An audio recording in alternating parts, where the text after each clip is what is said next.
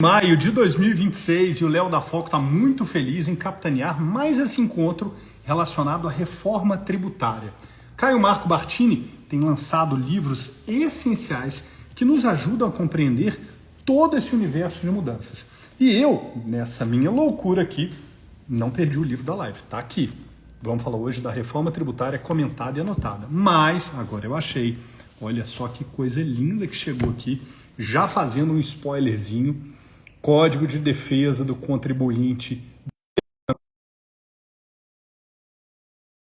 Ser esse aqui. Aguarde cenas dos próximos capítulos. Vamos marcar com ele, nosso querido amigo Caio Bartini, que chega hoje para falar então da reforma tributária comentada e anotada, análise da emenda constitucional 132 de 2023. Já viu, Caio? Então, bom dia, meu amigo. E da lei complementar 214 de 2025. Seja muito bem-vindo, querido amigo. Bom dia, Leozinho. Como é que você está? Feliz em te ver. Graças a Deus, bem. Produzindo bastante. Produzindo muito. Coisa boa. Deixa eu corrigir minha câmera aqui. Maravilha. Temos aqui uma outra obra. Olha só, a reforma tributária na prática. Ou seja, todo o arcabouço de análises relacionadas à reforma tributária estão na Editora Foco por meio desse grande autor, Caio Marco Bartini. Caio, bom dia, meu amigo. Conta pra gente como foi escrever essa pequena contribuição para o direito brasileiro. Léo, foi cansativo, cara. Imagino. Cansativo porque, óbvio, né? Foi um comentário 1.626 páginas. Foi uma obra que durou mais de um ano de comentário, né? Ela começou já quando a Lei Complementar 214 ela entrou em vigor em janeiro de 2025. Sim. Então, a partir do momento que ela entrou em vigor, eu já comecei a desenhar os argumentos que eu entendi válidos a respeito da reforma. O que é importante ressaltar, Léo, como se trata de uma lei nova, a Lei Complementar 214 de 2025, eu optei na obra em não ficar fazendo remissão e nenhuma citação de nenhum outro autor. Independentemente, a gente sabe disso, da qualidade que a gente sabe que tem de vários autores no mercado, mas eu optei por não fazer. Eu optei por comentar de maneira totalmente autoral e, com isso, fazer com que os principais argumentos que eu entendia como válidos pudessem ser, então, utilizados. Então, nessa obra não existe citação específica de nenhuma espécie de autor, mesmo autores clássicos, foi uma obra eminentemente autoral, e o comentário de todos os dispositivos que regem tanto a emenda constitucional 132 quanto a lei complementar 214 de 2025. Caio, mas isso me leva a refletir algumas questões muito importantes para transmitir segurança para os nossos leitores. E aí você vai me corrigindo, vai me conduzindo. Primeira delas é o seguinte: obviamente, se já tínhamos um livro com 1.620 páginas, que são fruto justamente do trabalho exclusivo da sua cabeça, um livro que eventualmente se dedicasse, além de trazer as suas reflexões, trazer outros autores, já teria um volume quase que incapacitante, seria uma obra não de um volume só, estaríamos falando de um tratado. E mais que isso, acho que é muito cedo para a gente começar a burilar interpretações sobre o que de fato nem temos ainda. Se a gente está falando de uma reforma que se estende até 2031, se a gente for começar a falar agora de pontos de vista, meu Deus do céu, né? 2033. 3. E outra coisa, né, Léo? Além disso, veja, nós lançamos agora essa obra, né? Ela já vai passar por uma formulação minha, depois das próximas edições, com qual finalidade? De já também fazer a incorporação do decreto 12.955 de 2026. 26, que a gente estava em live outro dia quando o decreto saiu. Exatamente. Que é um dispositivo. Eu até, Léo, pensei em fazer os comentários do regulamento. Eu acabei deixando de lado por uma razão muito simples. Se eu fosse fazer os comentários do regulamento, eu teria que fazê-lo em 3 volumes.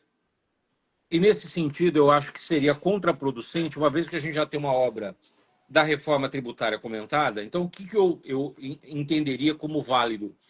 De, eventualmente, naquilo que houvesse uma melhor completude do decreto, a gente insere informações do próprio decreto na obra sem comprometer aquilo que já foi feito.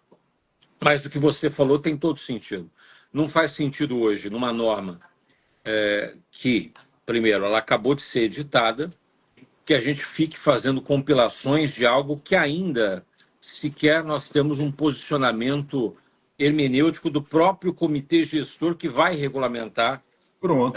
nesse caso, grande parte das tratativas do IBS. O regulamento do CBS, que é de competência da Receita Federal do Brasil, esse já foi feito, né? O CBS, então, nós já tivemos o decreto 12.955 de 2026, há 2 semanas aí editado, que trata do regulamento. Mas já existe também, Léo, uma portaria conjunta do Ministério da Fazenda, determinando que determinadas aplicações da CBS também vão ser replicadas para o próprio IBS.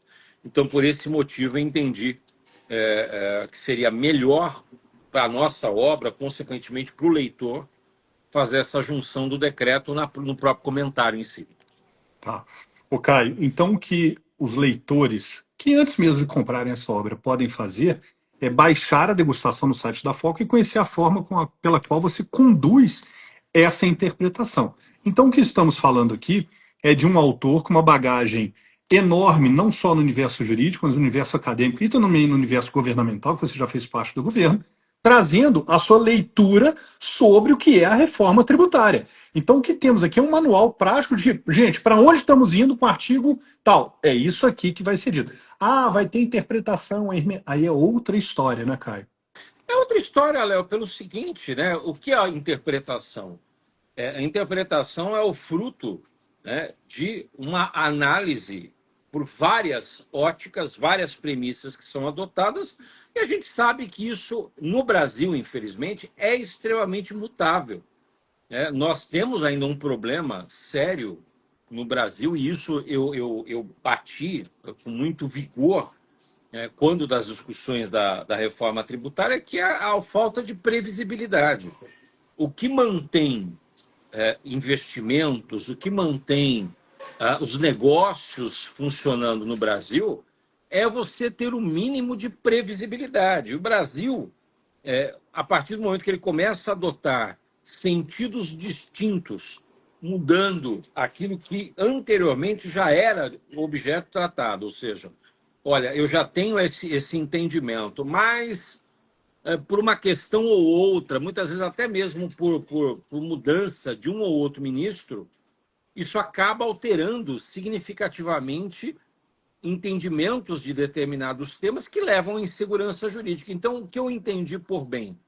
Entendi por bem chegar, aplicar, nesse caso, o entendimento que eu tenho ao longo dos anos de estudo, pelo Perfeito. fato de ter também estudado economia, pelo fato também de ter participado em discussões dentro do governo, justamente com esse viés, trazer, inclusive, essa obra, Léo, para também servir, inclusive, de referencial Claro, pô, para sensacional. eventuais interpretações futuras. Sim, magnífico.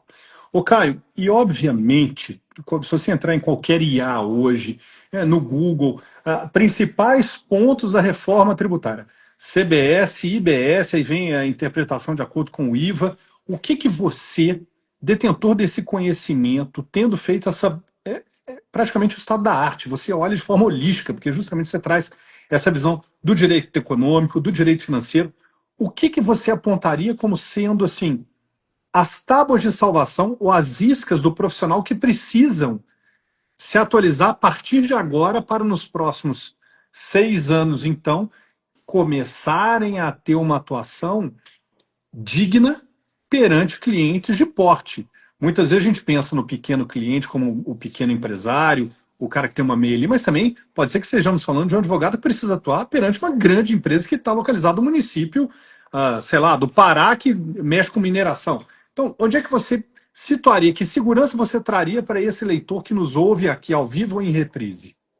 Veja só, Léo, eu acho que a reforma ela tem alguns pontos que merecem uma atenção muito especial, tanto do próprio estudioso do direito tributário, quanto aquele advogado que atua perante empresas, até mesmo da mesma situação vai ser a procuradoria, quando tiver que decidir a respeito de questões relativamente a esses tributos, a mesma forma o governo e o próprio judiciário. O que eu penso em relação a essa questão? Primeiro, foi uma mudança significativa de territorialidade. O Brasil, ele sempre teve um grande problema das questões de uma ausência de neutralidade na tributação. O que seria a neutralidade? Inclusive foi a minha tese de doutorado. Quando a gente fala a respeito de neutralidade, é não se utilizar do tributo. O tributo não pode ser utilizado com o foco de distorção econômica. Então, eu não posso, por exemplo, criar, através da tributação, uma distorção econômica onde os agentes econômicos vão buscar sempre as melhores posições, que não necessariamente são as melhores empresariais, mas são as melhores decisões para a questão de custo para poder fazer o funcionamento da empresa. Eu acho que todos nós aqui concordamos, a gente já escutou muito falar de guerra fiscal. Qual era a ideia da guerra fiscal? Cada estado da federação traz investimento, quer trazer investimento para o seu próprio território, cada município quer trazer investimento para o seu próprio território, e cada qual, então, começa a constituir determinados incentivos, subsídios, benefícios. Ora, hoje, atualmente, com a tributação que a gente tem, Léo, a gente tributa onde a riqueza ela é produzida. Então, por isso, a importância da territorialidade, onde está a empresa, onde está o agente econômico principal. A principal mudança da reforma agora nós saímos de onde a riqueza é produzida e passamos a tributar onde a riqueza é consumida. Então, pouco importa.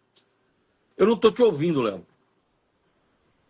A noção de fato gerador, então. Não, a noção de territorialidade acabou. Perfeito. Aquela ideia de falar assim, olha, a empresa vai ficar em tal lugar porque tem incentivo. Não importa onde esteja. Não importa, tá. Importa agora onde tem a base de consumo. Então, onde está o consumidor? Então, eu já estou pensando na loucura, né? Porque com certeza vai ter gente querendo abrir empresa no exterior para consumir no exterior. E aí o que acontece? Por que isso é relevante? Porque isso vai afetar diretamente o critério da arrecadação do próprio município e do próprio estado. Sim. Porque o que vai importar é onde está a base de consumo. Então, o município ele vai ter que ter um cadastro de governança perfeito para saber efetivamente o que ele está tendo de base de consumo, para que ele possa, eventualmente, quando dos repasses feitos pelo comitê gestor, que ele tenha condições de falar, olha, eu concordo com o repasse ou eu não concordo com o repasse. Só que para que ele não concorde com esse repasse, ele tem que ter instrumentos analíticos para que possa, nesse sentido, apresentar para o comitê gestor. Então, a governança ela tem que ser algo praticamente perfeito, seja no setor público, também seja no setor privado. Então, a primeira mudança é essa tributação no destino. A segunda alteração, que é muito relevante, é a questão da possibilidade que nós chamamos de não cumulatividade plena. O que vem a ser isso? Nesses tributos, tudo que for pago na operação anterior vai te gerar crédito na operação subsequente. Então vai ser aquele regime de débito e crédito, maravilha. Qual é o problema? Eu só vou ter direito de crédito se você da cadeia anterior pagou. Sim. Se você não pagou, eu não tenho direito de crédito. Então isso vai influenciar diretamente no quê? Numa autorregulação de mercado. O próprio mercado vai começar, Léo, a analisar o seguinte, ele vai falar, olha, eu quero analisar quem é o meu fornecedor e quero analisar para quem eu estou vendendo. Sim. E quem está comprando também vai analisar de quem está comprando, por quê? Porque se essas pessoas no meio da cadeia elas dependerem de créditos, isso vai ser algo que o próprio mercado vai ter que se preocupar e se regular para poder gerar essa possibilidade de creditamento. Caso contrário, ele não vai poder. Ele tem lá um crédito que ele poderia usar, mas ele não pode se utilizar porque ele não foi pago na cadeia anterior. Então, isso vai Entendi. gerar uma autorregulação. Um outro problema que a gente vai ter, que o mercado vai ter que começar a se organizar a respeito. O governo vai implementar o que nós chamamos de split payment. O que vai ser isso? Exatamente, a partir do momento, Léo, que eu faço a compra de um determinado produto, naquele exato momento, o próprio mercado, o próprio meio de pagamento vai dividir o que pertence à União, o que pertence aos estados e aos Estados e municípios municípios. e o que fica com o empresário. Hoje, como é que funciona a coisa? Eu vou comprar um determinado produto, o empresário tem aquele valor cheio que ele cobrou e depois ele faz as apurações para no próximo mês, eventualmente, fazer o pagamento dos tributos. Então, ele vai ter um problema com o split payment, primeiro, de fluxo de caixa.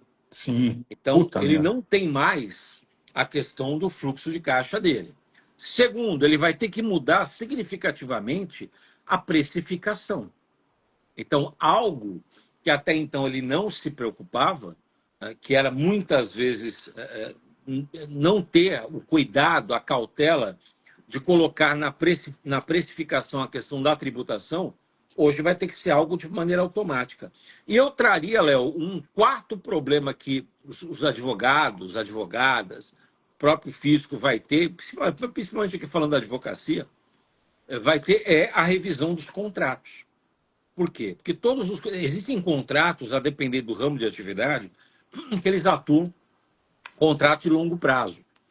Então, você imagina um contrato de longo prazo em que vai se ter um regime de transição onde você vai vigorar durante um período com um determinado tipo de tributo, só que ao final aquele tipo de tributo que foi calculado ele não existe mais e agora passa a vigorar uma outra Uma espécie outra espécie. de tributo. Então, isso vai ser algo, Léo, que vai ser muito sensível, vai ser muito importante que aqueles que atuem com a questão tributária, seja na esfera consultiva, seja na esfera que envolve o contencioso, eles vão ter que se coçar, vai ter que correr atrás. Cara, isso é um manancial de oportunidade, talvez dos maiores mananciais de oportunidade que o direito recente já tem vivido, porque uma coisa é quando na nossa história recente a gente teve a reforma do Código Civil, pô, eram diretrizes que estavam se amoldando a uma nova sociedade, pensamentos, agora a gente está falando de uma outra reforma. A reforma trabalhista também, ali algumas coisas que aliviaram um pouco o impacto do empresário, a críticas e apontamentos positivos e negativos. Mas, Caio, isso muda a lógica da arrecadação e isso gera um impacto profundo em toda a movimentação econômica do Brasil. Isso muda a lógica do mercado. Muda a lógica do mercado, que fornecedor que você vai pegar, transição também você deve estar tratando. Ou seja, se existe uma área para ser investida, é essa, hein, Caio? Léo, eu tenho falado isso, inclusive, para os alunos na graduação, tenho conversado, inclusive, com os alunos em pós-graduação a respeito disso, porque, assim, se é uma área que tem, talvez, o maior arcabouço de É. oportunidades dentro do direito, sem dúvida nenhuma, passa a ser hoje o campo tributário com essas alterações. Porque você imagina, Léo, vai ter uma necessidade, tendo em vista a quantidade de regimes específicos que a norma criou, vai ter uma necessidade de ter profissionais especializados em áreas próprias da reforma. Então, olha, Sim. eu sou responsável, eu conheço a parte da reforma no setor imobiliário.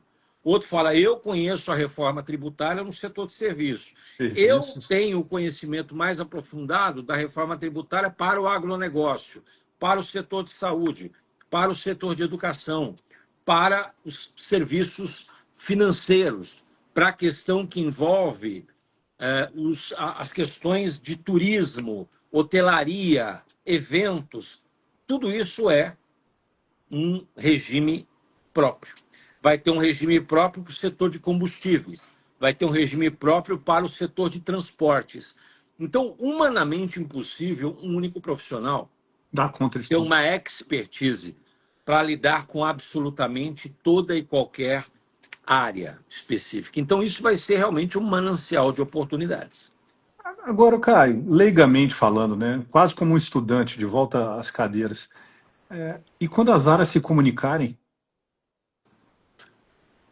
É aquilo, Léo, que eu já tenho falado, e você sabe que é um traço marcante da minha bibliografia, a forma que eu sempre busquei atuar, que é de forma interdisciplinar e multidisciplinar.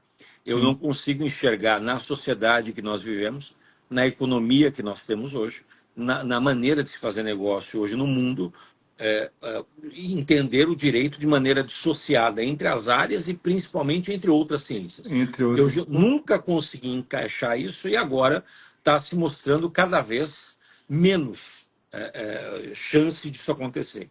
Eu É, vejo que hoje há uma necessidade, sim, de você ter advogados profissionais que sejam especialistas em determinadas áreas, mas sem deixar de lado o entendimento sistêmico do direito. sim. Entender o direito de uma maneira sistêmica, única, una, monolítica, indivisível, que é o que a ciência do direito assim o é.